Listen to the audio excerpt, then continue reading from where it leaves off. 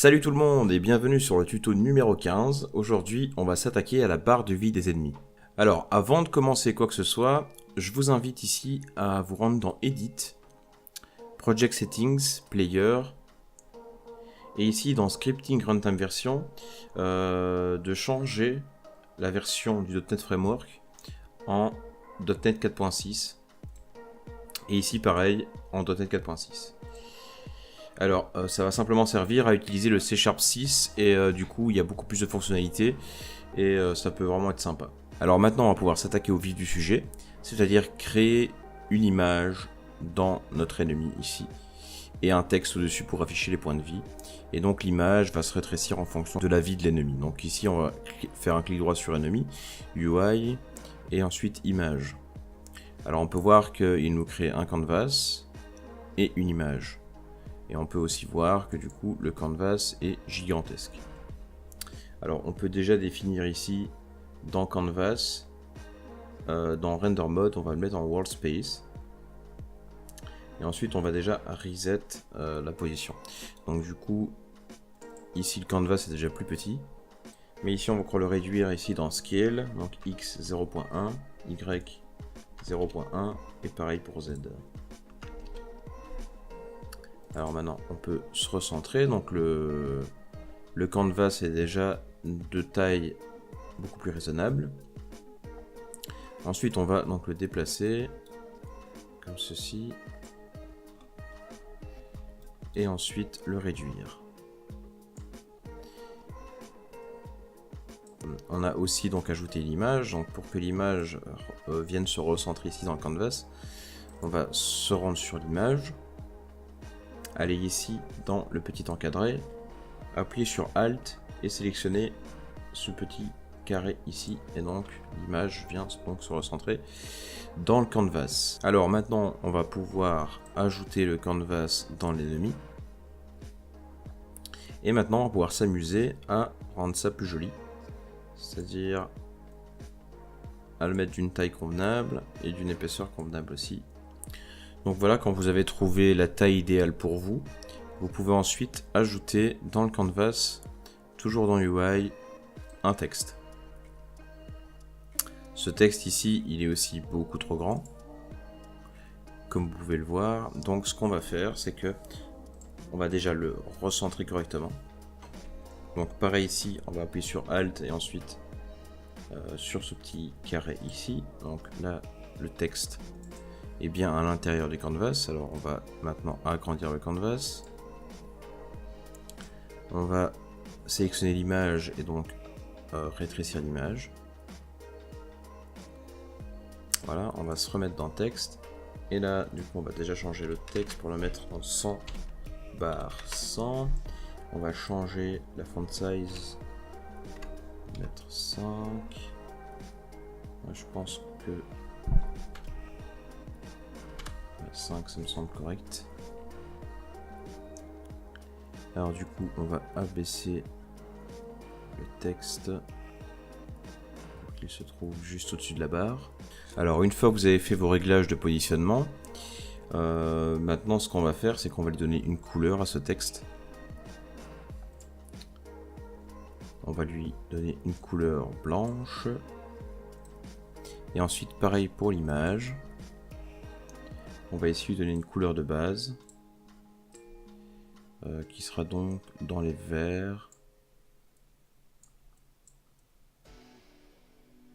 Ouais, je pense que cette couleur est correcte. Alors ici, une fois les couleurs configurées, vous voyez qu'ici le texte est tout pixelisé, c'est un peu dégueu, donc du coup, on va se mettre sur Canvas ici. Et vous voyez qu'ici il y a Dynamic Pixel per Unit et on va ici l'augmenter à 2, ça me semble être correct. Alors maintenant on va pouvoir renommer le canvas. On va l'appeler ici il bar. Ici on va pouvoir mettre, enfin renommer aussi image en image yes bar. Je me suis trompé ici. Et donc texte, on va le laisser comme ça ici, ça sera correct. Alors ici on va pouvoir peut-être modifier le texte pour mettre 100% PV par exemple. Donc du coup, on va peut-être modifier un peu le font size ici à 4 et augmenter ici les pixels per unit à 3, ce qui me semble correct. Alors maintenant, il ne nous reste plus qu'une dernière petite chose à changer dans l'image, et ça va être son point de pivot. Parce qu'en fait ici, ce que je veux, c'est modifier la taille de cette image de manière dynamique avec un script. Et donc je veux que cette taille se change donc de droite à gauche. Et ici, comme on a un point de pivot au milieu, et bien du coup, les deux extrémités vont venir rejoindre ce point de pivot. Donc si maintenant je change la taille, vous voyez bien que les deux extrémités rejoignent le point de pivot. Alors moi, ce que je veux, c'est que ça aille de droite à gauche. Alors pour ça, eh bien, il suffit de changer le point de pivot et de le mettre à gauche. Donc c'est ce que je vais faire. Pivot ici, je vais le mettre à 0 en X. Et donc du coup, à présent, si je change la taille, eh bien, ça se dirige bien vers mon point de pivot. Alors maintenant, il ne nous reste plus qu'à le faire de manière dynamique. Donc, clic droit, Create C# Script. Et on va l'appeler InSpar. Donc, on va l'ouvrir avec Visual Studio. Alors, une fois dans votre script, vous pouvez effacer les commentaires qui ont été générés. Et remettre ça. On va pas pouvoir ici enlever Update, on n'en aura pas besoin. Voilà, alors ici on va avoir besoin de plusieurs variables. Pour commencer, on va avoir besoin d'une image. Alors, à savoir que image n'est pas présente dans Unity Engine de base, donc il faut faire un using spécial ici, using Unity Engine.ui. Donc là, on a maintenant accès aux images. Donc on va l'appeler image, tout simplement. Ensuite, on va avoir besoin d'un rect transform. Donc, si on se réfère à ça, dans notre image, on a bien ici un rect transform. Donc, c'est ça dont j'ai besoin pour modifier sa taille. Donc ici, private rect transform. On appellera ici InSpar rect. Ensuite, on va avoir besoin du texte pour pouvoir changer le texte dynamiquement. Private text. On va l'appeler ilbar text. Alors ici, on va faire un truc qui peut être sympa, c'est de changer la couleur une fois qu'on arrive par exemple sous 50 PV, enfin pour l'ennemi. Donc de mettre une couleur rouge par exemple. Donc pour ça, on pourrait ici ajouter une couleur de low hills par exemple.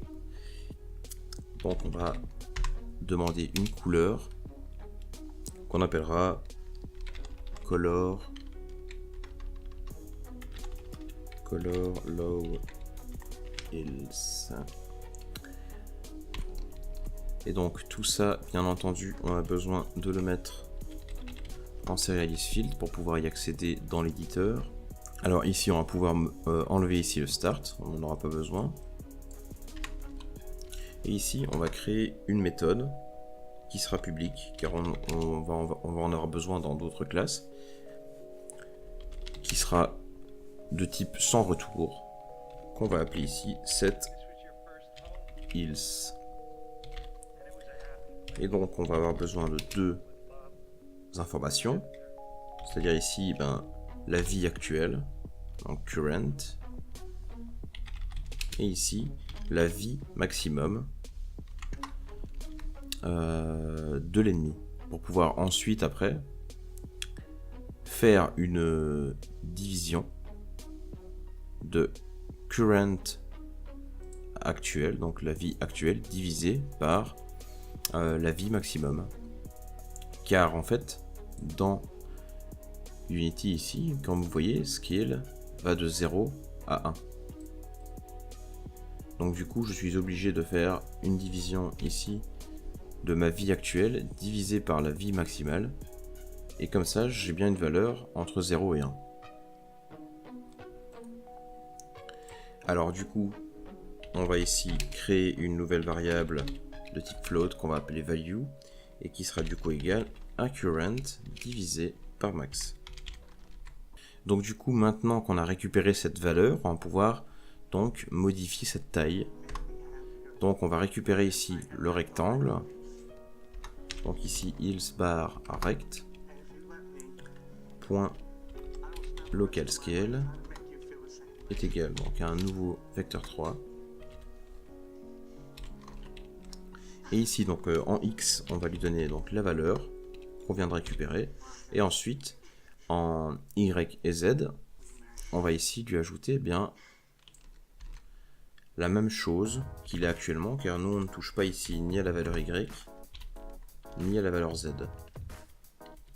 Alors ici ça peut être maintenant utile de vérifier si la vie actuelle est maintenant inférieure ou égale à notre valeur minimale pour que la couleur change. Alors on peut la stocker ici dans une constante car ça ne changera jamais. Donc ça prend moins d'espace en mémoire, même si ce n'est qu'un int, mais bon voilà.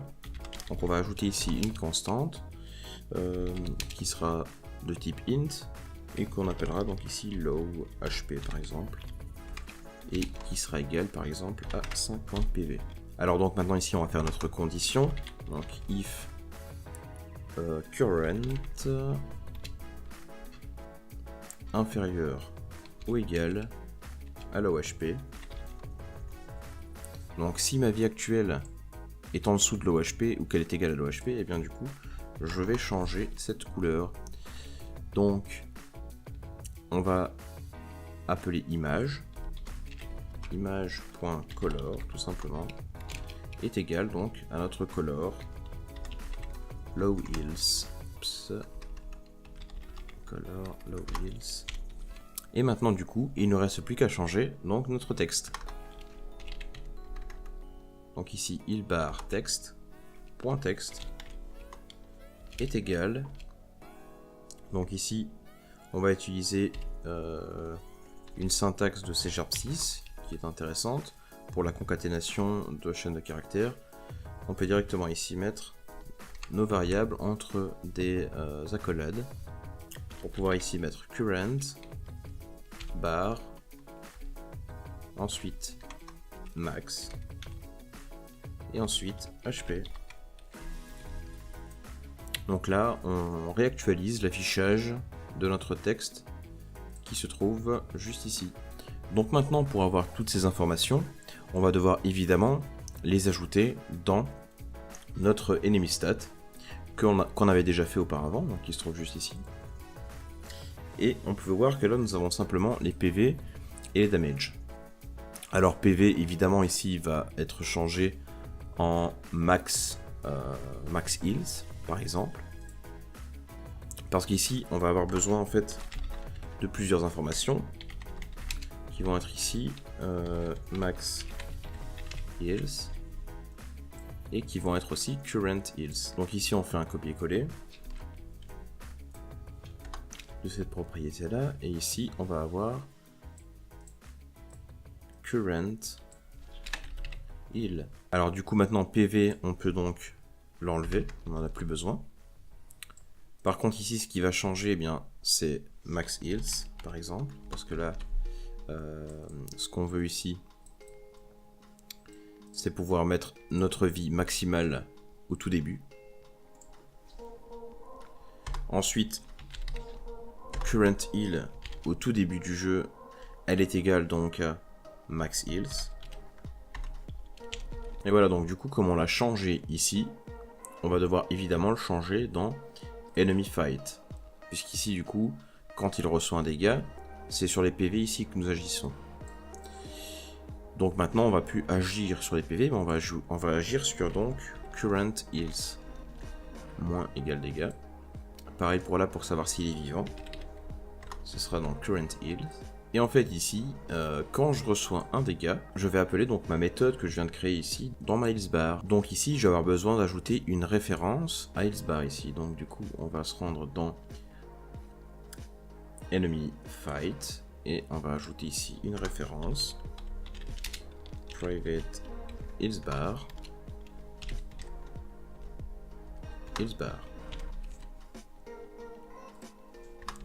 Alors cette référence, on va ici l'ajouter en serial field pour pouvoir l'ajouter directement dans l'éditeur.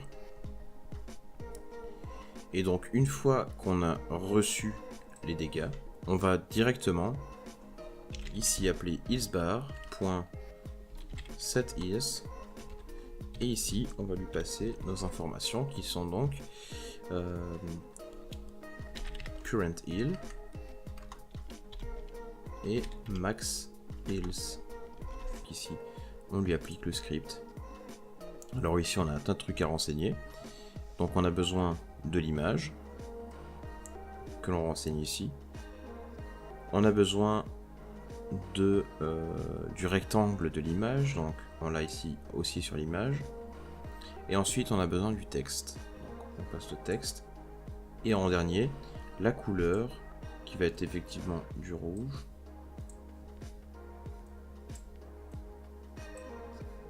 comme ceci.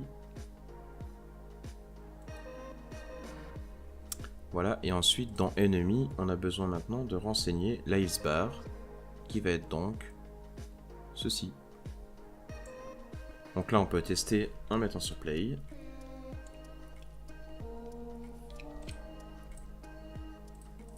Et donc ici, on peut voir que ça fonctionne bien.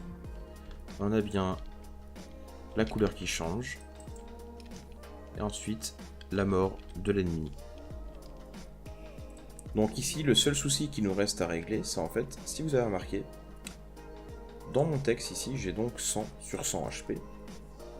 Mais le souci, c'est que si je change mes PV max, eh bien ici, ça ne va pas se changer automatiquement. Comme vous le voyez ici, si je mets sur Play, donc ici, de base, je suis à 100. Mais si je commence donc à frapper mon ennemi, ici, je suis donc à 125 sur 250. Donc c'est pas extraordinaire dans le sens où à chaque fois que vous allez devoir, à chaque fois que vous allez changer ces PV, vous allez devoir le changer ici. Franchement, c'est pas génial. Alors, on peut le faire de cette manière, c'est effacer les PV ici. Donc le texte de base, vous pouvez mettre ce que vous voulez comme texte. Dans tous les cas, il sera changé à l'initialisation. Donc ici, on peut l'effacer. Et ce qu'on doit faire en fait, c'est rendre accessible notre texte ici, donc healthbar texte, à notre enemy fight, puisque du coup on a déjà une référence vers healthbar.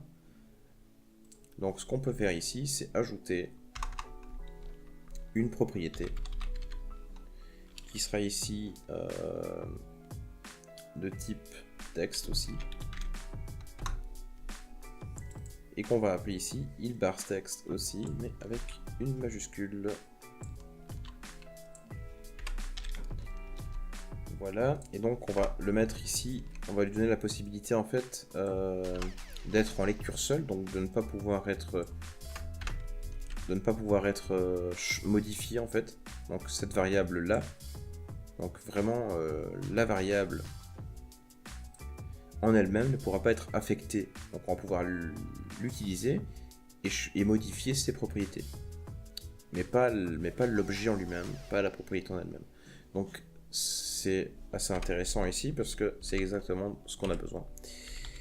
Et donc ici, on doit dire à notre propriété ce qu'elle doit return. Donc elle va return ici healthbar text.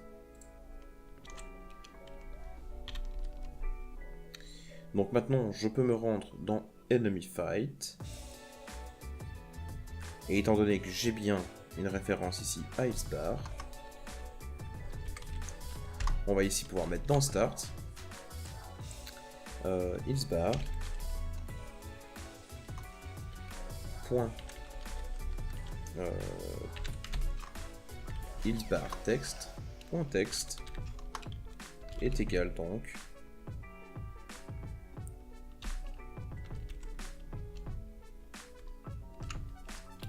à max heals bar